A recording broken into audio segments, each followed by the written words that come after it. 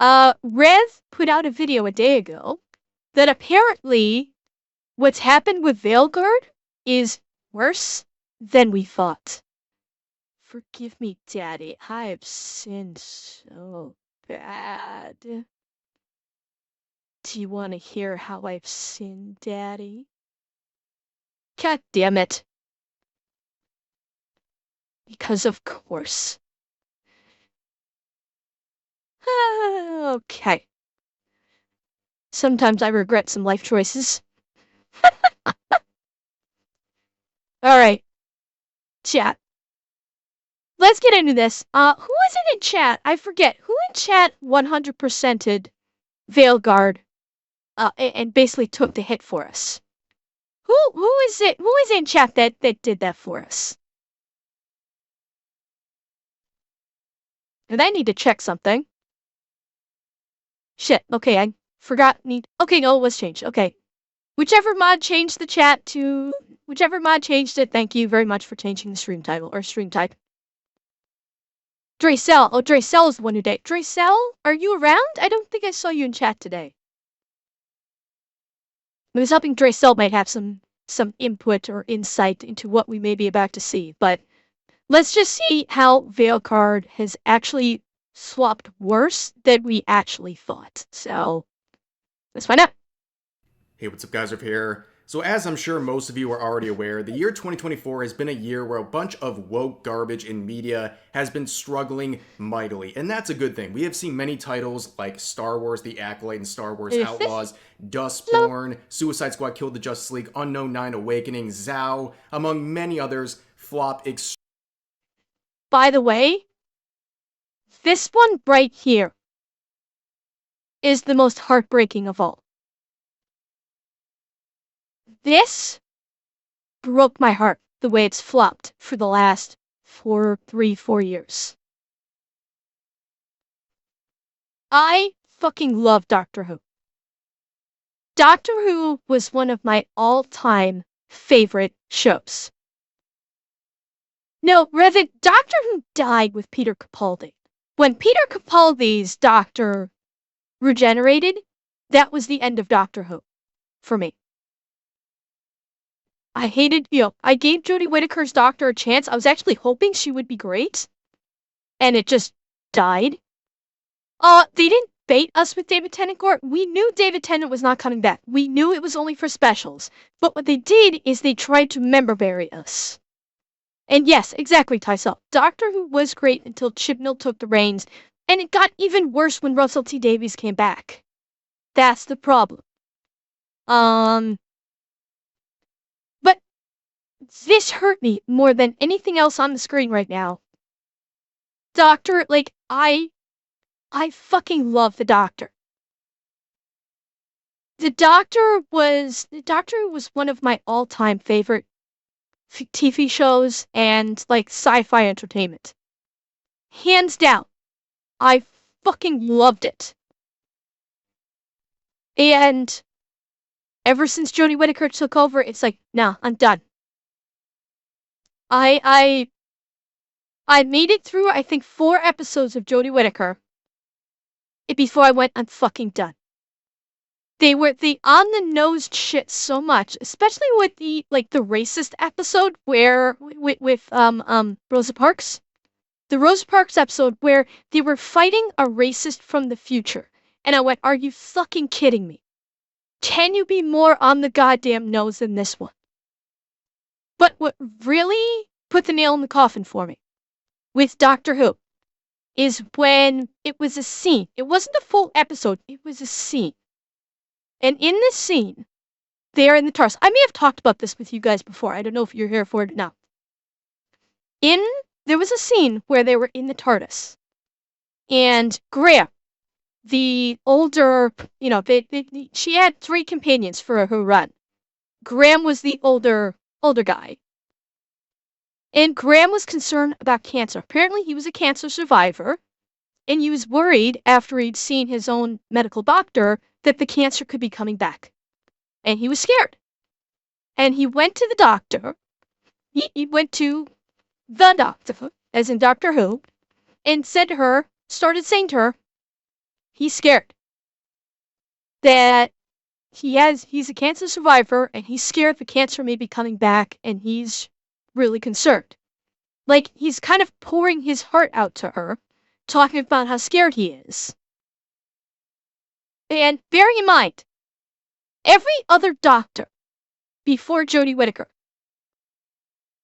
regardless if they were warm and kind, like David Tennant and Matt Smith, if they were, a little crotchety, like Christopher Eccleston's, or if they were curmudgeonly, like Capaldi's doctor. Every single one of them, if his companion came to him with a legit fear and said, "Doctor, I'm scared," the doctor would show how much he cared for his companions. He would actually, like, even if he was a curmudgeonly asshole like Capaldi was, he would still, in a heartbeat, would basically tell her it would be all right. He would help them.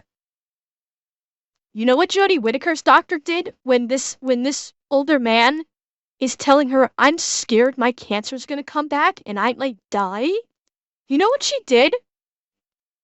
She responds with, "I'm not so good with the emotional thing. I'm gonna go over here and pretend like I'm doing something on this console." Literally says that to him.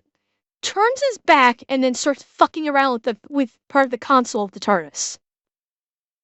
As soon as she did that, I went, "Fuck you, bitch," and turned off the TV. And I've never watched another Doctor Who episode since. Yes, that is not, I'm not embellishing. That is literally what happened. Her companion tells her, "I'm scared, my cancer's coming back," and she says, "I'm not so good with the emotional stuff. I'm gonna turn here and pretend like I'm doing something else." And I went, "I'm fucking done. I'm absolutely fucking done with this show," and turned it off and have not watched an episode since. And based on what I've heard, I'm completely justified in this. Completely. So, yeah, the downfall of Doctor Who breaks my heart, because it's not like a slow slide into nothingness where it was like, okay, this show's getting tired, they're starting to recycle plots and stuff like that. It's not that slow slide into obscurity.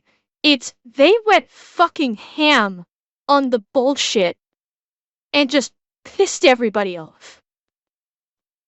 So, yeah, it's that's why the failure of Doctor Who hurts me more than anything else on this screen.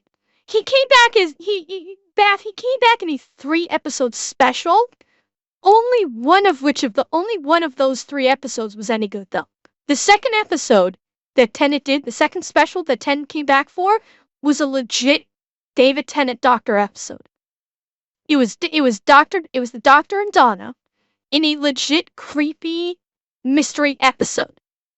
That was like, it felt like I was watching an actual David Tennant episode era of the Doctor. The other 2 sucked. The first episode with David Tennant in, full of, like, it wasn't terrible, but it was full of, like, woke bullshit throughout. And then the third episode was just fucking stupid. The third episode, they just went stupid. But anyway. Yeah, but I know. When Shudigat was saying Doctor Who was never, yeah, like, exactly. This is why I said that the slow slide and the slow descent of Doctor Who angers me. And why it also breaks my heart. It was supposed to be Revan, and then, but it is Doctor Who. Like, they do lore-breaking shit all the time and make new lore. That's nothing new. But now the actors are actually attacking the fans. Now the actors of Doctor Who are actually attacking the fans and telling the fans, "Go fuck yourselves," and the fans are basically going, "Fine, fuck you, I'm not watching," and now they're crying because nobody's watching, and Doctor Who, the show, may now die. The Doctor Who, the show, is probably going to last one more season. Shudigat was leaving. and there is nothing on the horizon for a doctor to replace him. Extremely hard, and nobody is feeling sorry for those titles. However, some studios and producers have been able to survive this wave of flops because they've had titles to offset their losses. Like Sony, for example. They have actually survived and actually overcome the Concord flop that cost them hundreds of millions of dollars simply because they were in on Black Myth Wukong, which overcame all those losses from. And key point, why was Black Myth Wukong successful and Concord was not? Other than the fact that Black Myth Wukong was probably made as an excellent game. Not taking anything away from the devs that created Black Myth Wukong. I haven't played it yet, but everything I hear, it's an amazing Souls-like game. They did a fantastic job, but when SBI approached them, they literally told SBI, go fuck yourselves. They told SBI to go fuck themselves. And look what happened. Success! Concord said, please, yes, all in. What happened? It died in a week. Coincidence? No. No, it's not. From Concord. Now, other studios and producers, maybe not so lucky. Bioware is in some big trouble right now, so they put all their cards. Red Bassett. So, that was actually explained in terms of the War Doctor. And yes, I'm stopping Rev a lot. I'm sorry. For people on YouTube that's complaining I stopped the video too much, I'm sorry. I have to explain this. The War Doctor is not included in the order number because the Doctor did everything he could to forget about the War Doctor. Because the War Doctor is the one that basically destroyed Gallifrey in the last Time War.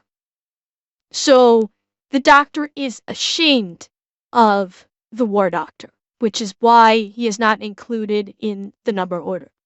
Because it's that, quasi, it's there, but he's ashamed of it, but he's not anymore. I don't think he is anymore. But that's why it was never included in the numbers before, because he was ashamed of it. Wibbly wobbly, timey wimey stuff. Yep. On Dragon Age the Veilguard. This is a game that many predicted would be a massive success. And when I say many, mostly people in the gaming industry, whether it's developers, teams, and also games journalists. Now, looking at the numbers here, we're quite a bit into the release of this game, and it's not looking good, ladies and gentlemen. I'm sure you're already aware. All-time peak, 89,000. Brand new fucking game, all-time peaked at 89,000. For comparison's sake,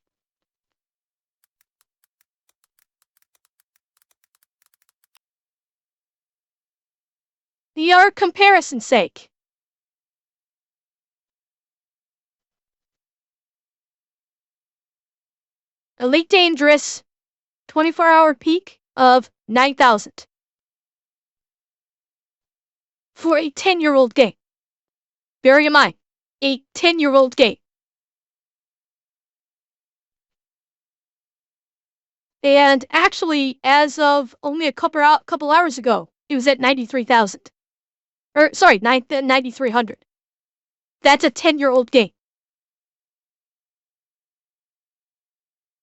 That the peak number of this game only reached 89,000 players, which is not good for this game. A big budget, a very successful franchise, and a caked-in fan base that consists of millions of people, only achieving a number like that, getting crushed by games like the Banana Game. It's just embarrassing, and you can see right now, only 42,000 players. Wait. Wait. Did he say the Banana Game is crushing it? Hang on.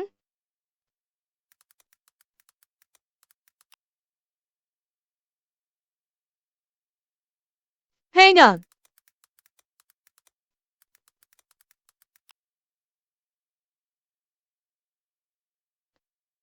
Anyway, sweet fuck. Banana has a player count of 344,000 from 1 hour ago.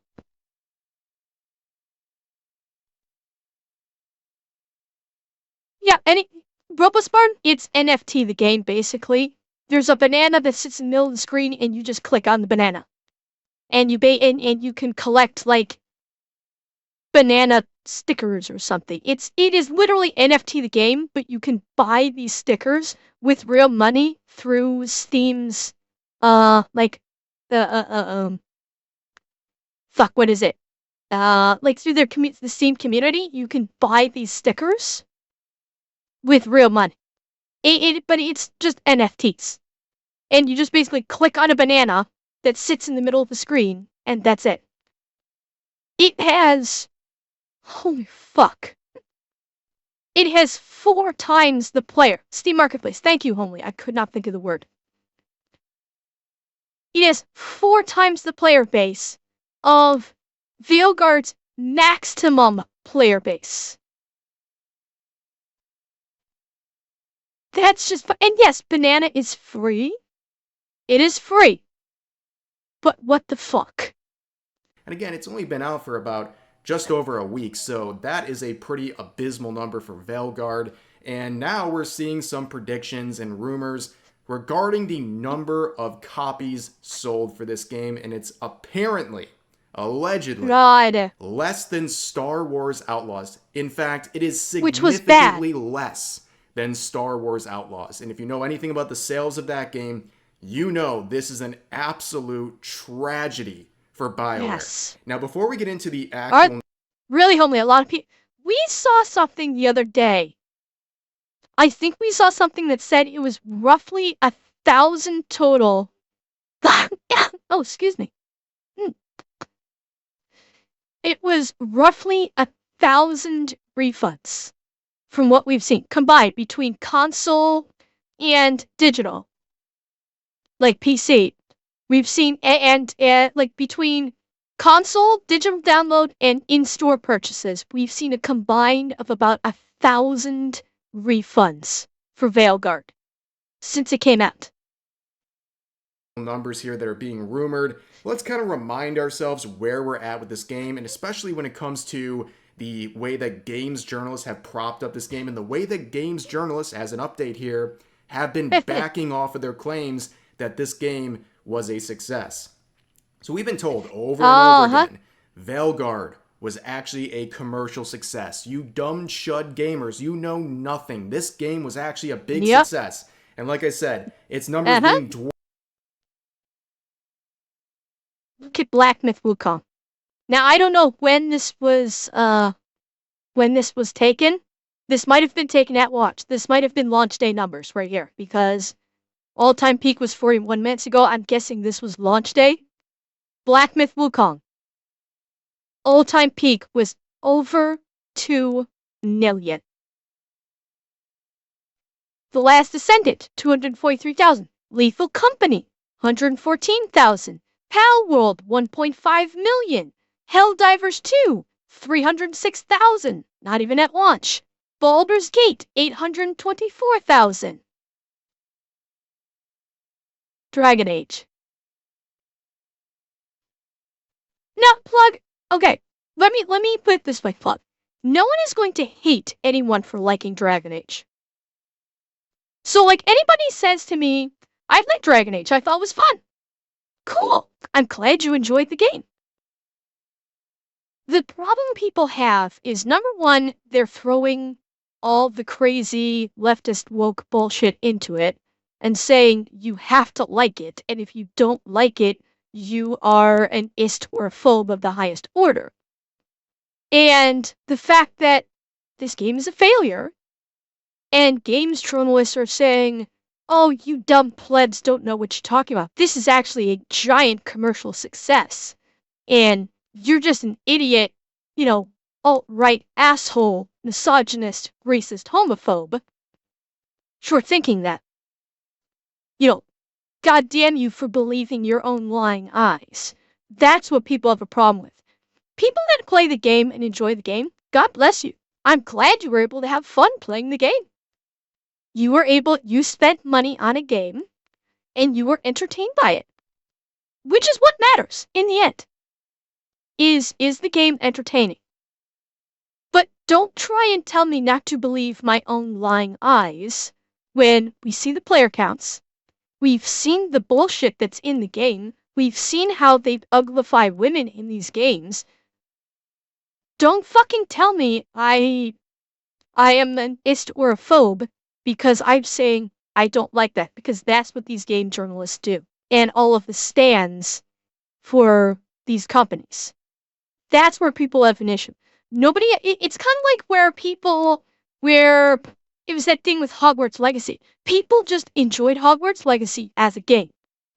But that was, but people had a problem with it because of their perceived slight against the transgender community. And bear in mind, it was a perceived slight.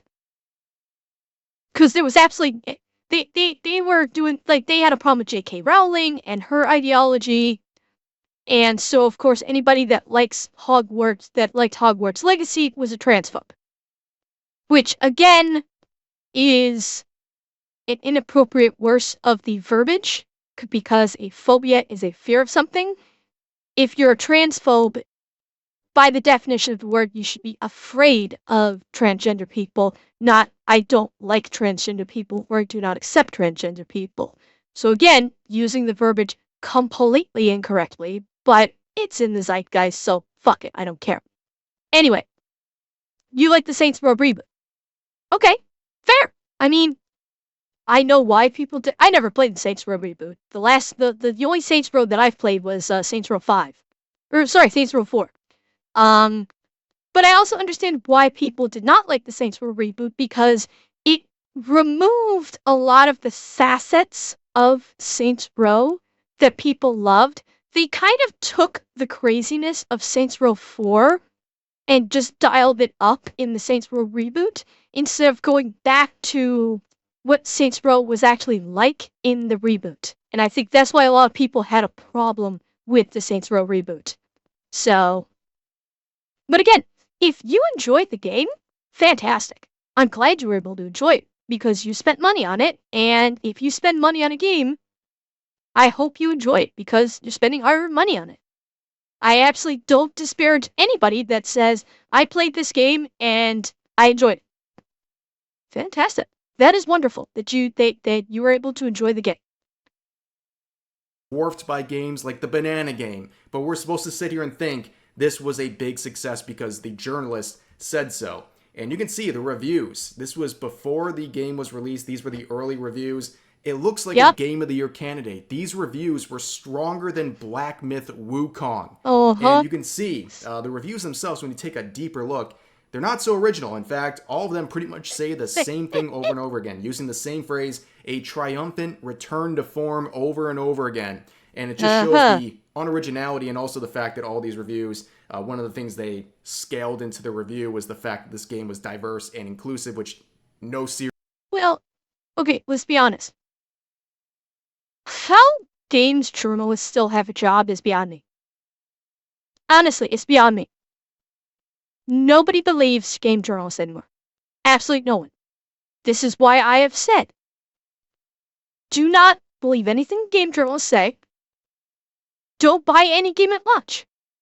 Let the game reviewers on YouTube that have made themselves known as being at least reasonably fair and unbiased, and have proven this, let them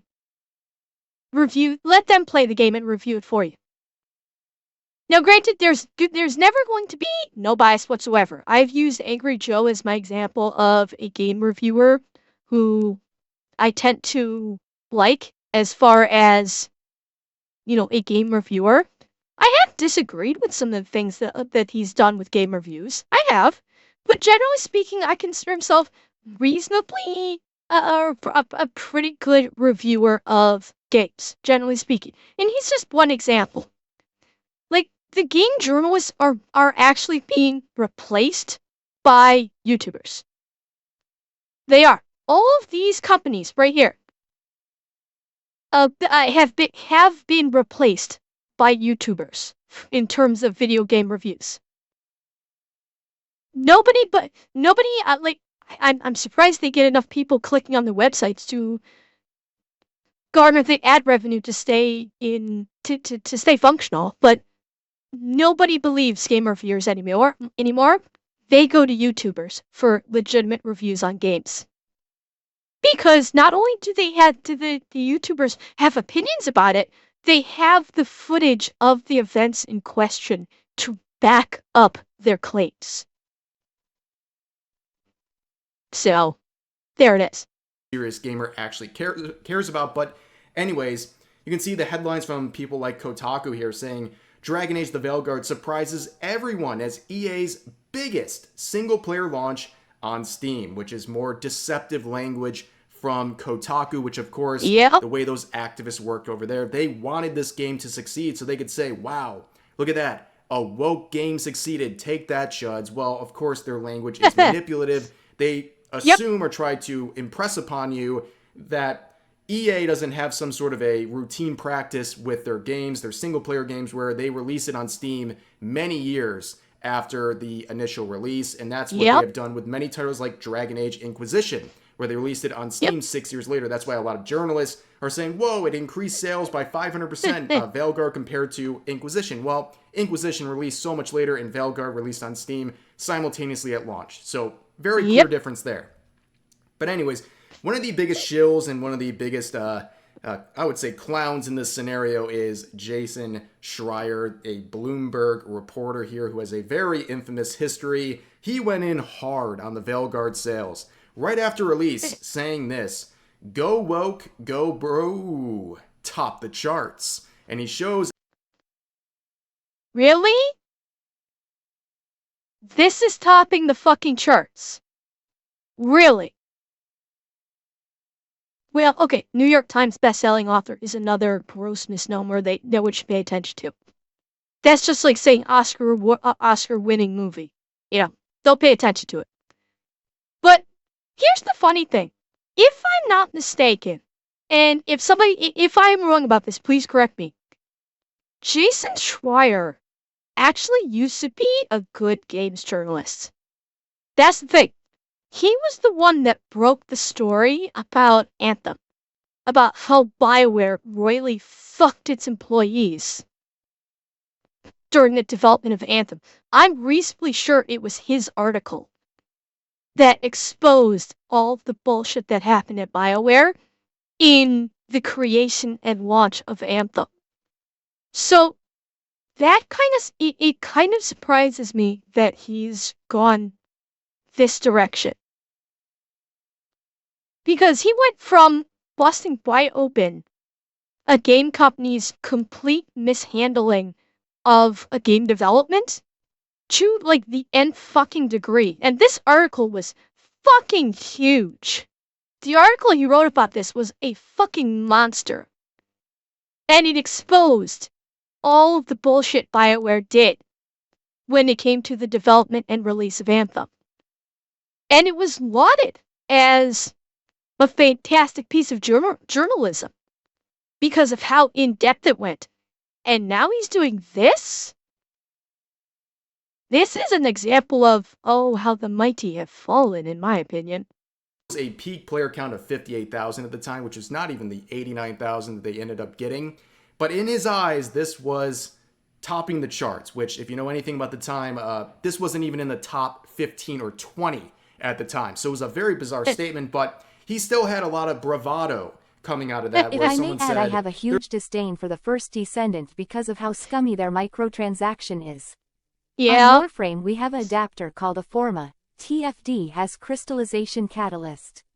Now a Forma in Platinum to USD is about 5 cents. On TFD a crystallization catalyst is almost $20 to buy one. Don't even get started on drop chances for the blueprints to build it. Ultimate Descendants are even worse. Yeah, Eki, I've heard the same thing. Is that, like, the First Descendants is it's a gorgeous and fun free-to-play game, but the microtransactions are unbelievably crooked. The microtransactions are like criminal, almost criminal in how underhanded they are. So I have heard that argument. But again, it is a free-to-play game. And while, yes, I understand companies that release free-to-play games have to make their money back in microtransactions, but that is scummy. With their microtransactions are really, really scummy from everything I heard. There's no way you genuinely like this turd where he said, I actually don't like the game very much, but I do like seeing you chuds get dunked on. Wow. Let your fucking rainbow flag fly, dude. See, this is fucking flat out. This is, you can't believe anything he says now. He's flat out said that you cannot believe a fucking thing he says anymore. He's lauding Dragon Age Veilguard. Like, first of all, lying in his original post. First of all, lying. Didn't top the charts. Flat out lie. Because what's this showing right here is dollar amounts. It's showing dollar amounts. But then he's saying, I actually don't like the game. He just did this because he wants to see the chuds dunked up. And I guarantee you, if you were to ask someone, what's a chud? People like him probably wouldn't even be able to properly explain what a chud is. Hell, at this point, I don't even know what a fucking chud is. To my eyes and ears, a chud is just another lightweight version of the N-word. That's it. That's what I feel like the chuds is a non-racist version of the N-word. To me, that's all it is anymore. And I'll bet you people that use the word don't even know what it is. They just know it's an insult. And that's it. So, I mean, Jason Schreier, thank you for waving your rainbow colored flag and letting everybody know that you have no journalistic integrity anymore. And that no one should believe a fucking word you said. Yeah. I know what Chud the movie is. I know. I'm familiar with Chud. They're not using it in the same vein. They are not. They're using it as basically generic insult for people that don't agree with me, number 256. That's what it is. I actually don't like the game very much, but I do like seeing you chuds get dunked on. But you might notice something. This is one of the updates here. The initial post has been deleted by Jason. And Mark Kern here would point that out, saying, Jason hates you. He thinks you are chuds. He mocked the go woke, go broke meme. Okay. I'll start at the top since Riv skipped it. Legacy media reporter Jason Schreier caught in 4K deleting his Dragon Age Veilguard post boasting Dragon Age Veilguard was, quote, top of the chart, which he posted to dunk on the chuds. If he's deleting his Dragon Age top of the charts chud post, you know sales are trash and Bioware is in trouble. And I'll let Riv continue. It obviously backfired on him. And he is very well connected at the dev level with many woke studios, including Bioware. Yep. What does he know? EA has released 0 numbers. If it had sold 1 million copies in 24 hours like Stellar Blade, you would have heard about it by now. So that's a very good set of points. I mean, number one, the backing down is very suspicious. Potato, you're probably right. My guess is if someone would just actually try to explain it, they would probably say, like, straight white guys with a caveman mentality of unga bunga. That's probably, if someone was pressed to explain the definition of chud, they would probably say, like, a straight white caveman. That is my guess. Because that sounds like what it would have the meaning to it. But realistically, they couldn't properly explain it. Because they don't even know. They just know it's an insult and they're like, cool, this is an insult against straight white men. Okay, good enough for me. Because it's like, man, where did that bravado go? You had such a fun time owning the chuds with your ridiculous statement about Dragon Age the Veilguard's quote-unquote success. why did you delete your tweet? Do you disavow what you said? Are you saying that you got it wrong? No follow-up there. They just silently deleted it. So what does he know? Well, looking around, you can see Bioware, who was tagged in that post, is clearly quite offended by what Mark Kern had to say, and they, of course, blocked him, which is a completely petty and stupid thing to do. And not only that, with the updates of the block feature on Twitter, this pretty much accomplishes nothing. You can view other people's profiles, even if they have you blocked. You just can't directly interact. Well, okay, Revan, this is par for the course. This is 100% par for the course. If you say anything negative, or if you have a history of saying negative things, yes, these companies will block you, and some companies will even preemptively block you. If you are very vocal in the public sphere of, like, Twitter, and you've been critical of games in the past, companies will actually preemptively block you before you've even said anything, because they're scared. They're scared little children that can't handle anyone criticizing their games. This has been going on for years. This is not new. And, you know, this is what happens when you have an entire generation raised with the everyone gets a trophy mentality. If you criticize them in any way, they act like it's illegal. They act like you should be arrested and put in jail for criticizing them or telling them they are wrong. It's a big problem with modern society. If you cannot handle criticism, that's a problem. Okay, Andrea, have a good night. I hope you feel better.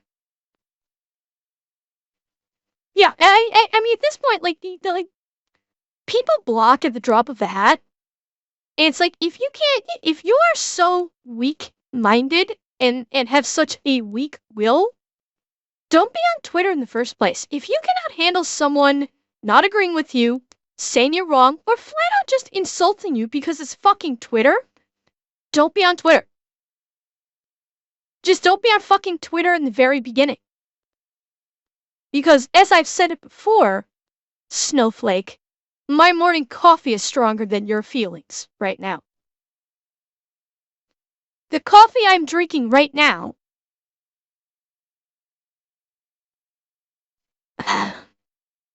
is stronger than your feelings, Snowflake. So please, feel free to block me if you're scared of my coffee. With their posts. But on top of that, the best question is, what does EA think of all this? Because clearly they are not very confident. If you've been paying attention to games like Stellar Blade, Wukong, even the latest Dragon Ball game, if a company or a game achieves, let's say, 1 million or 2 million or 3 million sales in the first 24 hours, they let you know about it immediately because it's in their own interest too. It makes the game's sales look good and encourages people to check it out because it must be a good game. I'm fine with both. If so many people are checking out. Well, we've heard nothing from EA. Not a single post, not a single number, nothing. So Becky, your moonshine is stronger than the chrome on the trail edge. That's not exactly an own, okay? it's really up to your guess as to what's going on here. And really the only information we're working on is rumors from some alleged insiders who are claiming that the sales are extremely bad. And it really shouldn't surprise you that the allegations that the sales are bad is something that's going out there because on day one... Wow, I mean, look at this. Look at the difference. Dragon Age. This sure looks kind of like a... This looks very close to a flat line, doesn't it, chat? This, not even VTAC. This looks like a flat line where it's barely VFib. Whereas Monster Hunter's Wild Beta looks more like sinus rhythm, doesn't it? And the argument has been made that, okay, Monster Hunter's Wilds is a beta, is free. That argument has been made, and it is a reasonable argument that people are going to play a free beta more than something you'll have to pay for, but the numbers made that argument alone invalid. You could, if the numbers were closer, if this was, say, 75 or 100,000 players versus the 54, then that argument that Monster Hunter Beta is free and thus more playing it might have more weight to it. Not 436 versus 54. Yep. That now your argument has gone right out the fucking window. Veilguard, on its much anticipated release, was crushed by a beta test for Monster Hunter Wilds. And again, yes, beta is free, but the fact that so many more people were interested in that than playing Veilguard, despite the history and the success of the franchise, is very... And in vein of what Rev is saying, Dragon Age is a tentpole franchise for Bioware. Bioware basically has two tentpoles: Dragon Age and Mass Effect. Those are Bioware's two tentpole franchises. Dragon Age flopped. A tentpole franchise flopped. And I have zero hope for Mass Effect. I have absolutely no hope for the next Mass Effect game after this. Especially the fact that 1 week after launch, they have yoinked all the devs from Dragon Age and put them over to Mass Effect. They literally a tentpole franchise for Bioware abandoned after 1 week. No DLC coming. It's gone into literal maintenance mode 1 week after launch. You really think they're gonna do right by Mass Effect? I got a bridge in Brooklyn I want to sell you real cheap. And Raven, thank you for the happy birthday to the Marines. very, very telling. On top of that, I think BioWare has made it very clear that they have just moved on. That they're trying to just say, well, that happened with Veilguard. Let's move on to something else that might make us money, because they've already confirmed that they have shifted their attention as a studio towards the next Mass Effect game. Essentially saying, there's nothing else here for Veilguard. We're just going to give some quality of life improvements and like bug patches in the future. There's no DLCs coming. There's no additional content.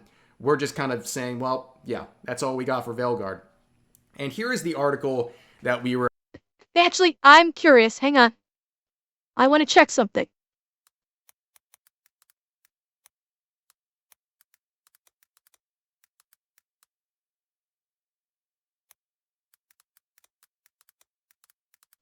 What is it currently?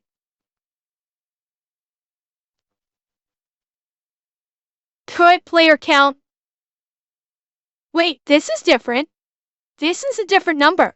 This is saying 41,000 with an all-time peak of 60,000. Not 89, 60,000 all-time peak. Oh,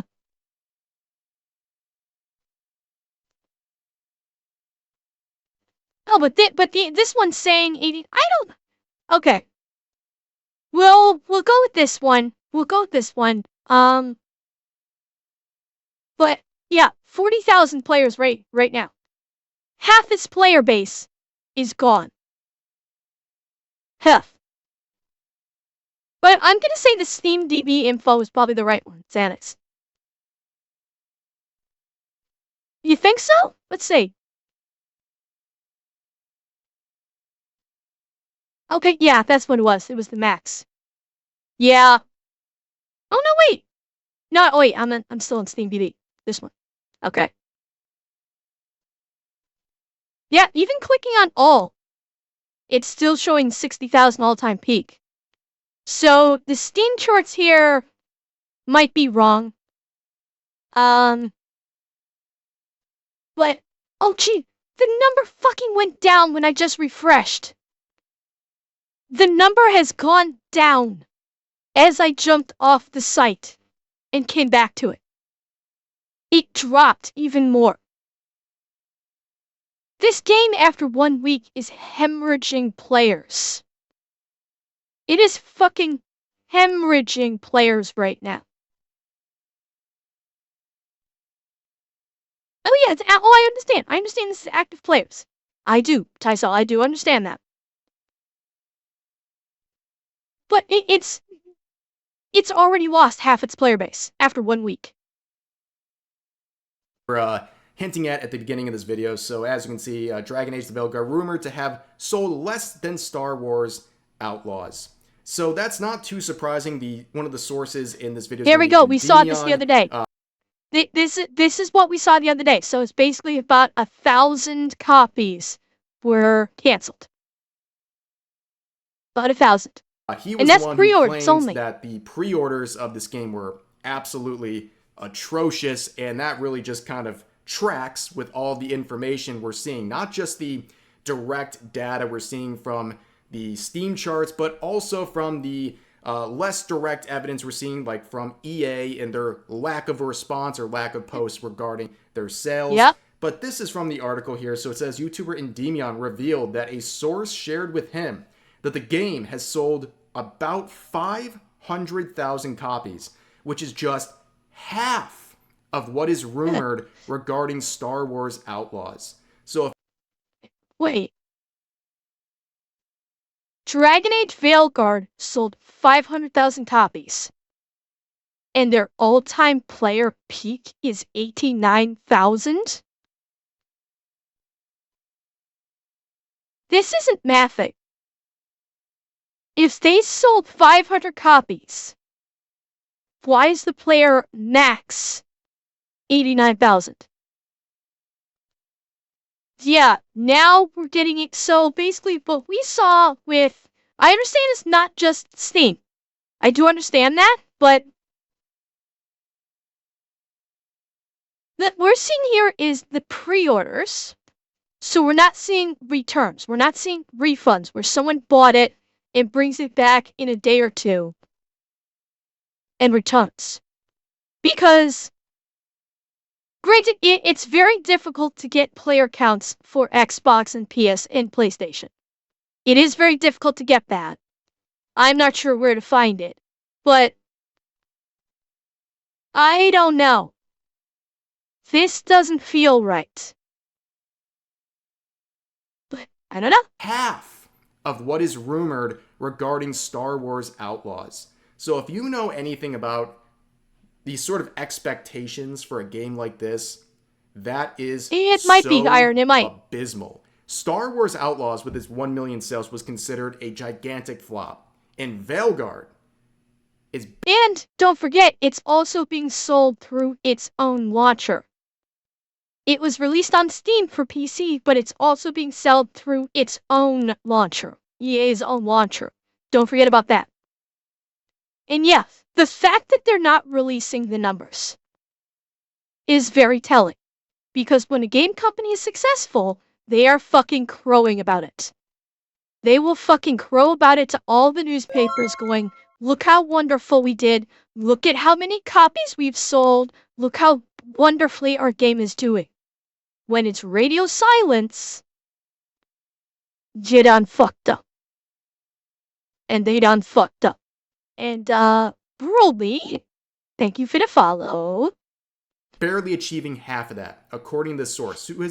The sources that Endymion's been talking to, by the way, have been proven to be very reliable. And going further, the number that we're hearing from people at EA now is that there was between 70 to 75,000 pre-orders in total before release. Again, don't need to be a expert in the field to know, for a game like Veilguard, that is really bad. So the final... Okay, I'm gonna do a guinea for this part. When it comes to pre-orders, this number doesn't mean a whole hell of a lot anymore.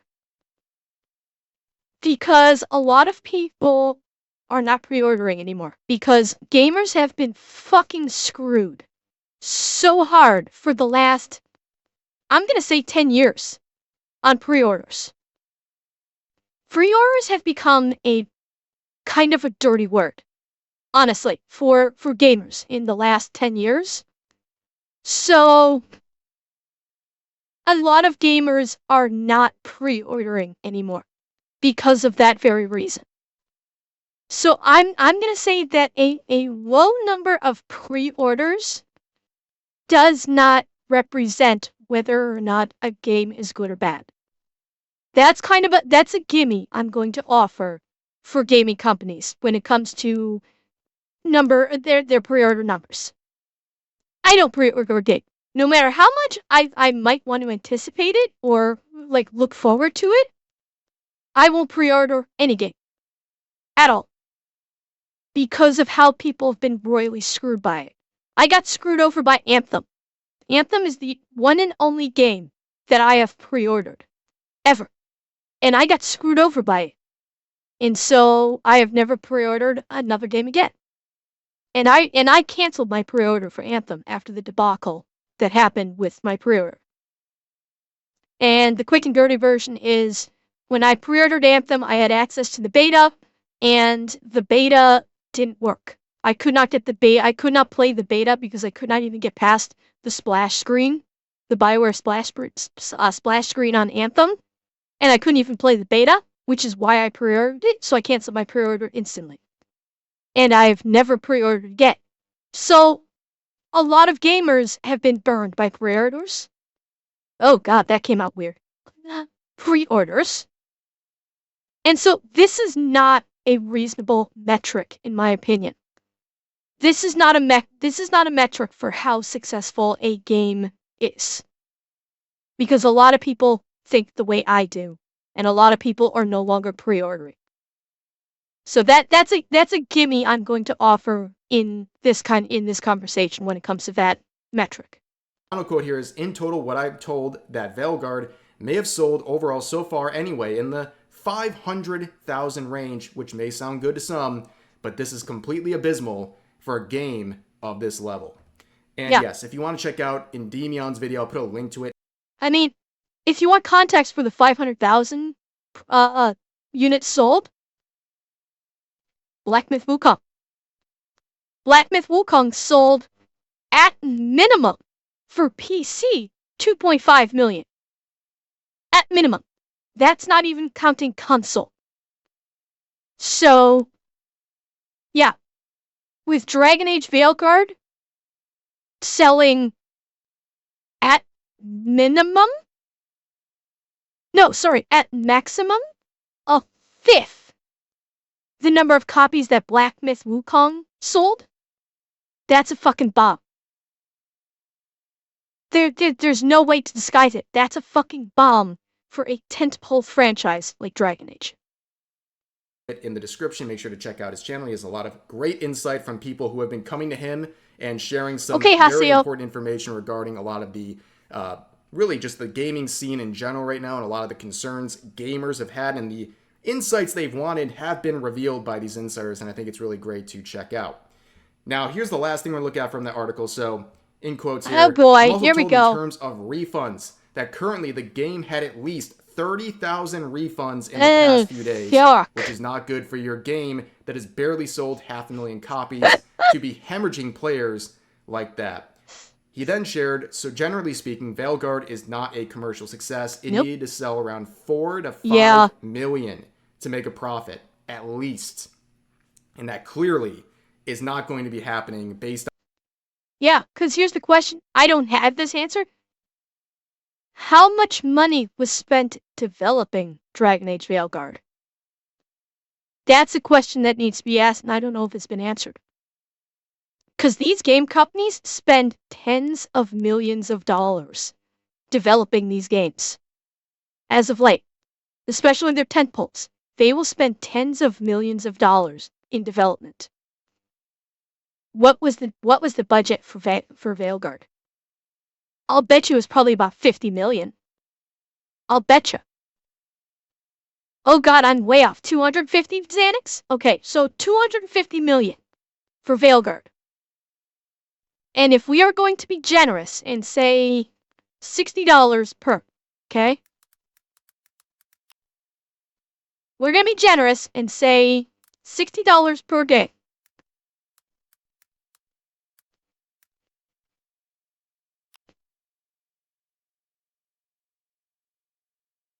So that would be 30 million. They made $13 million against a $250 million budget.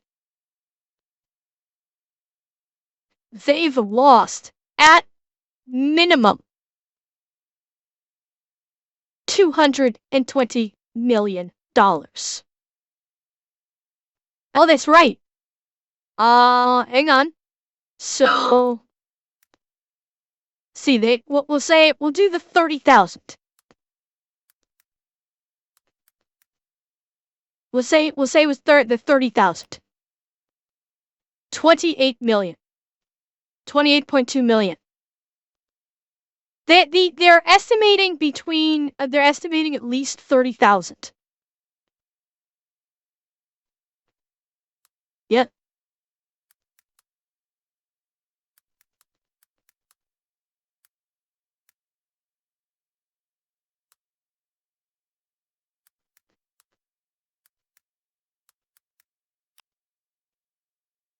That's their current loss. And this is not even factoring in marketing. This is before factoring in any marketing. They're taking a loss of $221 million. That's studio shuttering levels of loss. I think Bioware is now in a position where if Mass Effect doesn't garner a massive profit, Xanax, I don't think it's as much as like Hollywood ads, but it does factor in. I'd say, they've probably spent, they must have spent a couple million on advertising.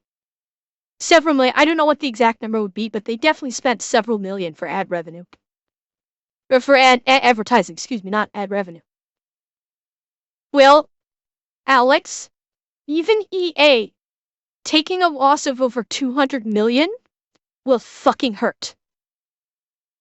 And it starts to make me wonder, are they in a bit like Ubisoft was a big fucking loss. And now they're and now they're looking at selling to Tencent. So I'm thinking if Mass Effect 5 does not launch to monumental numbers, Atanashi, maybe? But EA cannot survive on FIFA alone. I don't think its sports games alone are going to allow it to survive. Even with high profits on those games, the level of spending that they're making, and by the way, I'm not talking about EA. EA is not the development studio. EA is the producer. EA is basically like the carrier. I'm talking about Bioware.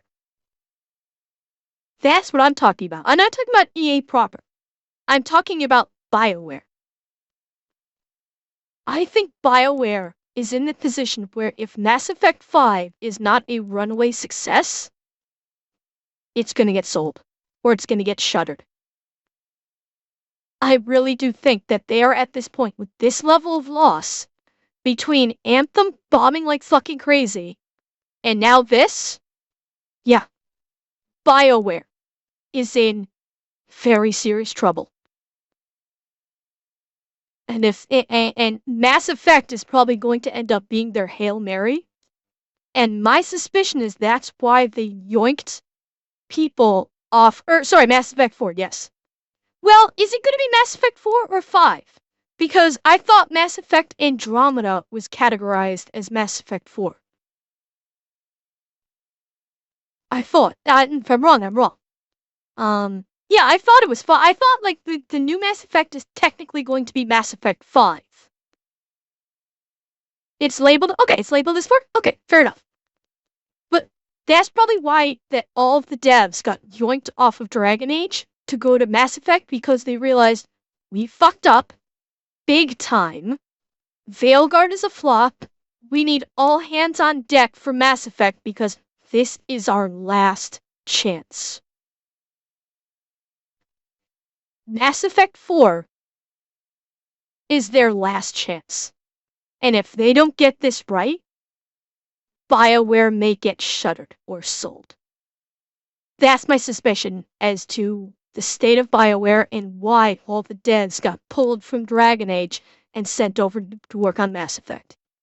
Maybe Atsunashi, I don't know. Tencent's gonna be spending big bucks to get Ubisoft, so I don't know how much capital Tencent actually had to free up. I think I've heard Tencent was like freeing up capital to buy Ubisoft, so I don't know how much capital they have to burn like that. So I don't know. I do not know. On what we're seeing here from this insight. Exactly, Demon. Now, we've seen continued copium, and of course, one of the themes here with Dragon Age the Veilguard is that people say it is a woke game. It's not just having woke components in the character creation process. Woke aspects are weaved into the entire story. You know, pull a bar, go do your push-ups because you misgendered someone. Ridiculous shit like that. Yes, right, But anyways, you can correct. see PC Gamer here saying, metaphor is a proof that politics are good in video games, actually, no matter what reactionaries tell you. I have never heard of Metaphor Refantazios. Or Metaphor Refantazio. I've never heard of this game. Does anybody know what game this is? I've never heard of this. Yeah, no idea. And here's the thing. Politics in games can work if you do it right. You have to be very... Yeah, I think it's a JRPG of some sort. And yeah, it looks like this. The art style does look like Persona.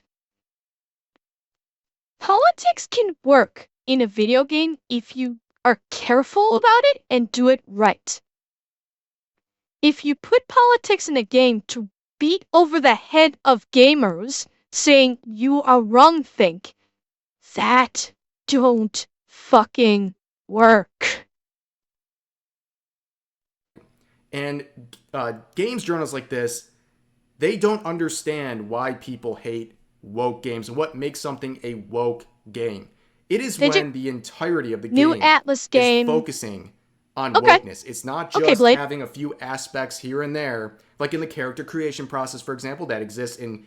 Fuck's sake, Silver, Metal Gear the franchise made it work, because let's face it, Metal Gear the franchise had politics woven into it.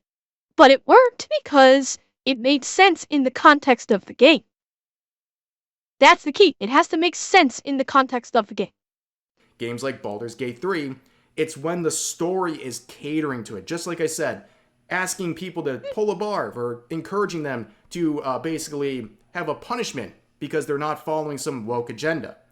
And really at this point, we have seen a just... Okay, that's funny. That's funny. Non-binary gamers. That's pretty fucking funny. Bloodbath of woke games this year, beginning with Suicide Squad Kill the Justice League, Concord, Outlaws, Unknown Nine Awakening, Veilguard. But what's next? Well, we have the February release, or at least the intended February release, of Assassin's Creed Shadows. That is going to be one of the most interesting moments we'll see in a long time. And if they actually follow through on that delayed release date in February, but the amount of negative attention towards that game in particular, probably 12, Ubisoft as a whole, is mind-boggling. It is so much worse than the previous titles we're looking at. They actually have achieved... Revan? Ghost of Yutei? I don't think so. Ghost of Yutei may be okay. I've heard some kind of I've heard a little bit of bitching about Ghost of Yotei, but not much. Honestly, I have not heard much about Ghost of Yotei. It may be okay. There may be some people complaining a little bit with the story but it's not as bad as Assassin's Creed. It's nowhere near as bad as the issues people have with Assassin's Creed Shadows. Significantly worse PR and optics than all these other games. So I'm going to be very interested to see what happens with Assassin's Creed Shadows. We are much anticipating to see what happens with that, and of course it'll be covered here, but we have a few months until then. So for now, that's going to do it for this video. As always, I hope you guys enjoyed. Feel free to share your thoughts about today's topics in the comment section down below, and I'll see you guys next time. Lovely. Yeah, like, gamers are actually able to separate if a VA has a political lean, like with Ghost Yotei. They're actually going to be able to separate that and be like, okay, she's a stupid bitch. Let's actually play the game and see how the game plays. It's not like where a Hollywood actor has a political leaning and they actually try and get their shit injected into the movie. It's not the same thing. It's not. So, it's like Ghost Yotei, I think, is probably going to be okay. I do. Well, I mean, Tysell, from what I understand, she kind of already has, but not as loudly or as widespread as we've seen with Hollywood. So we'll see. I mean, from what I understand, she is the only thing that I've heard bad about Ghost of Yotei. She is the only thing, and if she's the only thing, and the studios did shut her up, then I think I think they will be okay. I do think that Ghost of Yotei will do okay, and people will actually judge it based upon its merit. So, yeah, that's my view.